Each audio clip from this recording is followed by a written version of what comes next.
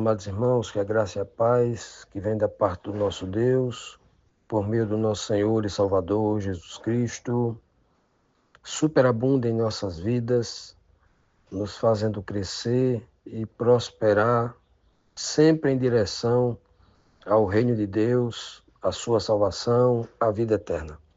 Amados, estamos iniciando aqui a semana e com ela vamos iniciar também uma nova lição bíblica diária. Essa semana vamos estudar a lição 5 do livro de Romanos, falando sobre o poder da fé em Cristo. É assim que nós vamos dar continuidade aqui, ao finalzinho do capítulo 3 de Romanos e iniciando também, entrando ali pelo capítulo 4, dando continuidade a esse assunto, né, tão maravilhoso, né, que é a fé, que nos traz poder para vencer, né? É um grande instrumento de poder que Deus nos dá. A fé vem de Deus, né? E é desenvolvida no homem, o homem que demonstra, né, uma fezinha pequena, do tamanho de um grão de mostarda, né? Ou menor, muito menor do que isso, um mínimo de fé. O Senhor opera através disso e faz com que a fé do homem cresça e ele se torne um filho de Deus poderoso. O verso síntese dessa semana está no capítulo 3, versículo 26 do livro de Romanos, que diz assim: Mas no presente demonstrou a sua justiça, a fim de ser justo e justificador daquele que tem fé em Jesus. Ou, pode ler também assim: Mas no presente século, nos dias de Cristo, né, a partir dos dias de Cristo, Deus, o Pai, demonstrou a sua justiça a fim de ser Deus, o Pai, o justo e o justificador daquele que tem fé no seu Filho, a quem ele enviou para a terra, né? Olha só que coisa linda. É assim que Paulo diz em Romanos 3, 26. Na verdade, isso é uma sequência, é uma explicação de uma frase que ele disse nos versículos anteriores que nós estudamos na semana passada. Nós lemos aqui o versículo 26, mas no versículo 24, o contexto anterior, o contexto imediato a essa informação, Paulo diz que nós somos justificados gratuitamente por sua graça, por meio da redenção que chegou até nós através de Cristo Jesus, né? Olha que coisa linda. Paulo, quando disse que nós somos justificados pela graça, Paulo estava confuso, porque a justificação é óbvia, ele já ensinou isso no capítulo 2, que a justificação é pela fé, né? Mas, como nós já explicamos na semana passada, vamos só recapitular que isso faz parte da cultura judaica, fazer essas redundâncias, ou uma espécie de síntese daquilo que está falando. Paulo está ensinando até agora que o conhecimento inicial vem pela lei, a descoberta da verdade, a luz da palavra vem pela lei, até lei, palavra, escritura, né? Essa escritura serve de aio, serve de mestre para me levar até Cristo, a fonte da fé, que também é chamado de a palavra de Deus, Jesus Cristo, né? E ao chegar lá, a graça, ela completa o trabalho. É como se a graça fosse uma espécie de selo que junta tudo, o conhecimento da lei, com o exercício da fé, que é a prática desta lei, porque ninguém que pratica, todo mundo que pratica a lei espiritualmente tem que ter fé, ninguém consegue fazer isso pela sua própria força natural, né? Paulo também deixa claro, muito claro isso, né? Isso não quer dizer que o homem não tem o poder de decisão, não tem um poder de escolha e não possa se esforçar para isso. Tem que fazer a sua parte, né? Inclusive isso Faz parte do processo da fé, né? Pois bem, só complementando esse detalhe, isso está exposto para a gente em diversas tipologias apresentado a gente no Antigo Testamento.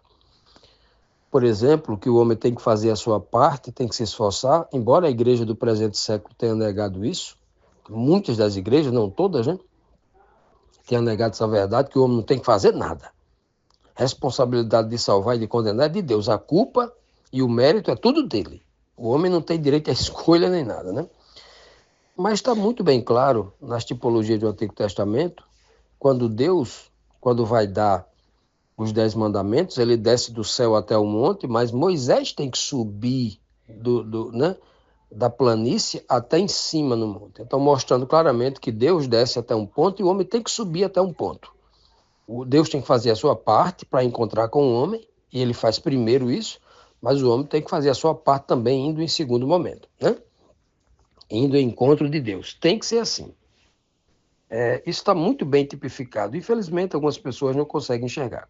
Mas quando Paulo chega aqui no capítulo 3, verso 26, ele fala bem claro que Deus, no presente século, providenciou a pessoa do nosso Senhor, o nosso Salvador pessoal, que é o nosso Senhor Jesus Cristo, demonstrando, né, o seu desejo, a sua vontade, né, de fazer justiça em nossas vidas, né?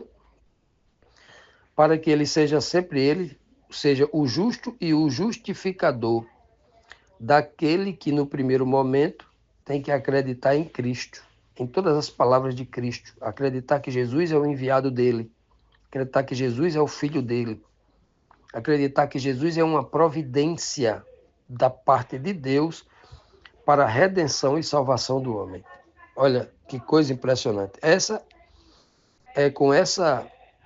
Com esse entendimento, nós vamos abrir a lição desta semana. Continuando, meus amados, vamos aqui para a primeira pergunta da lição dessa semana, que nos traz aqui o seguinte questionamento. No livro da lei, expressão que Paulo usa muito, o livro da lei, se referindo à Torá, os 5 primeiros livros de Moisés, que nós, né, modernamente chamamos de o Pentateuco, já estava previsto a justificação pela fé? Ou será que esse tema justificação pela fé é uma novidade criada pelo apóstolo Paulo? É uma doutrina inédita, é uma doutrina tão linda e inédita que ela anula todo o Antigo Testamento, a escritura do Antigo Testamento, porque esse Antigo Testamento não falava nada disso. O Antigo Testamento só fala de uma lei seca, de uma lei legalista que não serve para nada, é uma escritura ultrapassada, obsoleta, irrelevante, como ensinam alguns pobres de espírito que se dizem teólogos, né? Será mesmo que essa questão da justificação pela fé é uma novidade criada pelo apóstolo Paulo? Será que o apóstolo Paulo não é 100% guiado pelas escrituras do Antigo Testamento e inspirado, obviamente, pelo Espírito Santo de Cristo a entender essas mensagens espirituais nos tipos, né? Enxergando o antítipo? Será que é isso mesmo? Vamos ver, Romanos 3, versículo 25. Só lembrando que a gente acabou de ler o versículo 26, que é o verso síntese. Agora a gente vai retornar um verso para entender esse contexto. No verso 25, está dizendo que Deus o Pai é o grande, né, justificador e providenciou Jesus Cristo para que nós tenhamos fé no seu Filho. Vamos lá. O verso 25 diz assim: Deus o ofereceu. Ofereceu quem? O verso 24 vai falar de Cristo. Deus o ofereceu como sacrifício para propiciação mediante a fé, pelo seu sangue, sangue de Cristo, demonstrando a sua justiça. Em sua tolerância, havia deixado impunes os pecados anteriores cometidos. Vejam que o texto é muito claro, que falando claramente aqui que Deus ofereceu como sacrifício para propiciação pelo pecado, olha só, mediante a fé, pelo seu sangue, demonstrando a sua justiça. Ora, no Antigo Testamento, toda propiciação, todos os sacrifícios de propiciação, é uma palavra do Antigo Testamento, né? Do homem que ia derramar o sangue do cordeiro em seu lugar. Ele não fazia isso pela fé? Ah, mas tinha judeus, hebreus que faziam isso ritualisticamente sem ter fé. É verdade. Mas Paulo já explicou isso. Por causa de alguns judeus religiosos que não tinham fé, a gente vai mudar a justiça de Deus? Nós estudamos semana passada, Paulo perguntando isso, aqui no início do capítulo 3. Claro que não, né? A doutrina de Deus, a verdade de Deus não é alterada porque um ou outro faz as coisas da forma que não é para fazer, né? O verdadeiro plano de Deus sempre foi o homem do Antigo Testamento que vai sacrificar um animal, não vai ali achando que só o animal vai tirar o seu pecado. Ele tem que fazer aquilo por fé, acreditando em Deus que mandou fazer aquilo, e não naquilo simplesmente, no animal que ia ser morto, mas no Deus que mandou fazer aquilo, meditando no derramamento do sangue de um inocente, que você é que deveria morrer, mas ele está tomando seu lugar. Tudo isso apontava para Cristo. Então as pessoas que faziam aquele ritual estavam fazendo por fé naquele que pediu para fazer aquilo, mas sobretudo entendendo pela fé que um dia viria alguém que iria concluir esse processo e não seria mais necessário fazer aquilo, porque a partir dali bastava somente a fé no seu coração, eliminando o ritual, porque chegou uma compreensão no espírito muito superior à coisa física do ritual. Então, esse era o grande ensinamento que já havia no Antigo Testamento, além de textos diretos, por exemplo, no livro de Abacuque, no livro de Deuteronômio, que diz: o justo será justificado, o homem será justificado pela fé. Né? Claramente, texto direto. O texto que Paulo está dizendo não é novidade nenhuma, porque já está no Antigo Testamento dizendo que o justo viverá pela fé, que o justo será justificado pela fé, que o homem de Deus será justificado pela fé. Já está dizendo isso. Não é nenhuma novidade.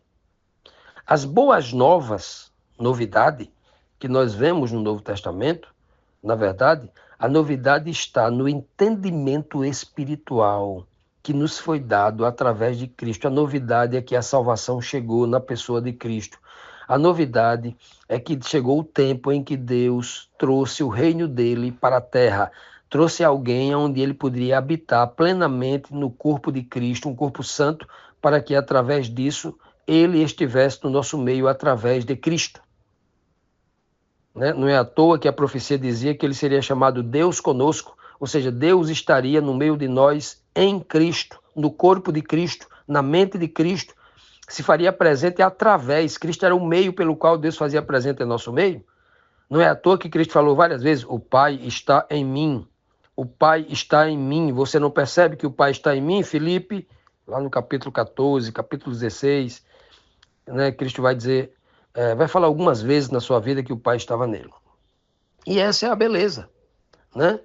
Então, quando Paulo diz aqui em Romanos 3, versículo 25, dizendo bem claro que Deus, no presente século, demonstrou a sua justiça para ser o nosso justo e justificador pela fé que nós devemos ter no seu Filho, em Cristo Jesus, ele ofereceu o seu Filho, o próprio Filho, para que a gente acredite no sacrifício. Como o homem do Antigo Testamento precisava acreditar que aquilo que estava sendo feito, porque Deus mandou, a fé fazendo aquilo porque você tinha fé naquele que mandou você fazer aquilo, para que ele se tornasse o grande justificador do homem.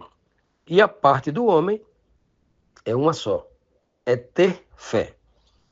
O homem poderia dizimar o seu rebanho inteiro de ovelhas, de cabritos, sacrificando a Deus pelos seus pecados. Mas se ele não tivesse fé, ele não seria perdoado. Assim também, se Deus não tivesse somente o seu Filho unigênito, mas tivesse 1000 filhos, não adiantaria de nada ele mandar os 1000 para morrer por mim se eu não tivesse fé. Também nada adiantaria. É importante que o homem entenda que é necessário que ele tenha fé, se ele não tiver fé em Deus, através da pessoa do seu Filho, nós temos que ter fé em Jesus Cristo, como diz o Apocalipse também, nós temos que ter a fé de Jesus Cristo, a mesma fé que Cristo tinha. Se nós não tivermos isso, jamais poderemos ser declarados justos por Deus, o nosso justo e justificador. Continuando, amados, vamos aqui para a nossa segunda pergunta, que diz assim: os religiosos judeus deveriam se vangloriar porque conheciam a lei, a Torá, não é? E com isso se achassem justos? Poderia ter esse tipo de sentimento, se vangloriar. Ah, eu conheço a Torá e assim eu sou justo, eu sou um justo porque eu conheço a Torá, você não conhece, tal. Eu pratico algumas coisas da Torá e por isso eu me acho justo. Esse raciocínio seria válido, né? Praticar toda a lei da Torá me torna alguém justo? Ou, segundo a própria Bíblia, a própria Torá, né, a própria Escritura Sagrada, melhor dizendo, né, diz que praticar os mandamentos, praticar a lei, é um dever do homem. Né? É um dever do homem. Se tornar uma pessoa justa é ele fazer ir além do dever. O homem pode ser justo praticando o seu dever diante dos olhos do homem da sociedade, segundo as regras da sociedade. Mas segundo as regras de Deus, para ele se tornar justo, ele tem que ir além do dever, ele tem que ir uma segunda milha. Por exemplo, a lei dos homens diz assim: você é declarado justo pelos juízes, pelos advogados, pelos promotores, pelos operadores da justiça, do direito, quando a gente olha para você e diz assim: se você encontrar uma carteira no meio da rua com dinheiro, com documentos de alguém, não é seu. Se o dono chegar na sua casa, você tem que devolver. Não é seu. Não gaste esse dinheiro, porque esse dinheiro não é seu. E se você gastar algum dinheiro dali, você vai ter que repor, tem que entregar. Né? Então a justiça enxerga assim, dos homens. Mas a justiça de Deus diz assim: se você encontrar uma carteira com dinheiro cheia de documentos na rua, você precisa devolver aquilo e se esforçar para encontrar o dono da carteira. Vá atrás, coloque na televisão, coloque no rádio, coloque nas mídias dizendo que encontrou, para encontrar o dono da carteira. Porque você entende, pela justiça espiritual no seu coração, de que aquele pobre pai de família pode estar passando fome naquele momento, porque ele tem filhos, ele tem conta para pagar. Ele pode ter um bebê, ter uma criança que precisa de um leite. Então, vai além. Cristo ensinou muito sobre isso, buscando o entendimento do homem espiritual, mostrando que a lei espiritual ela precisa ser meditada, precisa ser racionalizada. O Davi vai dizer que ele era sábio, tinha atingido a sabedoria, e era um homem feliz, completo, porque ele meditava na lei do Senhor de dia e de noite. Isso é ser um homem espiritual. Né? Então, na pergunta aqui, e o judeu? Ele poderia se vangloriar? Porque conhecia a letra da lei, da Torá, né? E com isso, porque apenas conhecia, mas não praticava tudo no espírito, eles podiam se achar um justos? Será? Olha o que Paulo diz em Romanos 3:27. Onde está, então, o motivo da vanglória? Ele começa perguntando. E se direcionando aqui ao judeu, porque Paulo aqui está muito preocupado com a influência da tradição religiosa dos judeus que haviam deixado o judaísmo e estavam entrando na igreja cristã lá em Roma. Não só em Roma, na Galácia também era um problema mais grave que em Roma, né? Por isso que Paulo vai exaltar a graça de uma maneira grandiosa, escrevendo aos Gálatas, para equilibrar, para combater, né, a anormalidade, né, da religiosidade judaica que estava entrando ali também na igreja da Galácia, né, aos Gálatas. Aí ele pergunta: onde está então o motivo da vanglória? De vanglória? É excluído o motivo da vanglória é excluído. Baseado em que princípio que o homem não pode ter essa vanglória, o religioso? No da obediência à lei? Não, mas no princípio da fé. Veja que ele não fala da fé, ele fala do princípio. Você veja que a fé, ela antecede a lei. Ela é um princípio. Mas, para a redenção do homem pecador, o início da caminhada do homem é a lei. Paulo vai dizer que a lei foi quem me serviu de aio, ela veio primeiro para me conduzir até a fé, até os pés do justificador, Cristo, porque daquele que é o meio da justificação, né? O Pai é o justificador através de Cristo, até me levar aos pés de Cristo, que eu tenho que ter fé nele, em Cristo. Paulo vai dizer isso. A lei me serviu de aio para me levar até Cristo. Então, na jornada, na carreira proposta ao ser humano, começa-se pela lei. Mas a fé, ela antecede esse homem pecador. O homem não foi criado no primeiro dia, foi criado no sexto. No primeiro dia, nós temos a expressão da fé dizendo apenas pela palavra haja luz, e a luz apareceu. A palavra dizendo haja sol, haja estrela, haja aquilo, e tudo apareceu. A fé, ela antecede tudo. Não é? Olha que coisa linda. É isso que Paulo está tentando dizer. Então, por que o homem tem vanglória? Ele é vanglorioso para dizer assim, eu não preciso de fé, eu já sou judeu, né? Eu preciso apenas dizer que sou judeu, fazer aqui uma circuncisão na carne, levar um carneirinho ali no templo, matar e tal, e aí paguei meu pecado, está tudo resolvido. Não. Tudo tem que ser feito. As coisas físicas que nós fazemos hoje, os sacrifícios espirituais que o apóstolo Paulo vai dizer lá aqui no capítulo 12 desse livro de Romanos, né? Porque o que Deus quer é um sacrifício santo, um sacrifício vivo, santo e racional. É um sacrifício a partir do Espírito, aonde nós exercitamos a fé, aonde nós compreendemos a graça de Deus. É algo de ordem espiritual, não é algo de ordem física. Porque se eu entender que isso é algo de ordem física, isso vai confundir a cabeça de muita gente. Até porque tem muita gente hoje tão confusa, coitada, que acha que bênção é dinheiro, é coisa física, é patrimônio, é isso, aquilo, outro. Porque não entendeu essa estrutura que o apóstolo Paulo, que Jesus já tinha ensinado anteriormente, né? Paulo apenas está aprendendo com o seu mestre, com Jesus Cristo, né? Tentando interpretar isso aqui numa linguagem mais acessível principalmente ao gentio, porque o judeu está entendendo tudo isso que Paulo está dizendo aqui. O judeu, a carapuça vai se vir direitinho na cabeça dele. O judeu o judeu aqui exterior vai receber o puxão de orelha aqui, para não ser pretensioso, vanglorioso, porque eu sou religioso, porque eu já tenho 40 anos de igreja, 50 anos, porque eu sou chamado de pastor, porque eu sou diácono, eu sou melhor do que negativo.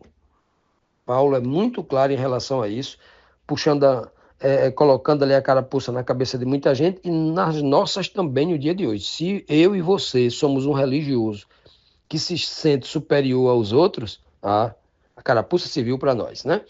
Então, Paulo é muito claro ao dizer, claramente aqui, que o homem não pode se vangloriar, esse sentimento deve ser excluído, porque a nossa justificação está baseada num princípio, né? E esse princípio não é exclusivamente pela obediência à lei, mas no princípio da fé. Paulo aqui não está desprezando a obediência à lei. Não, ele está mostrando que a fé é superior, porque ela vem antes e depois ela conduz, obviamente, à aceitação plena, à compreensão plena, ao trabalho conclusivo da graça que nos salva.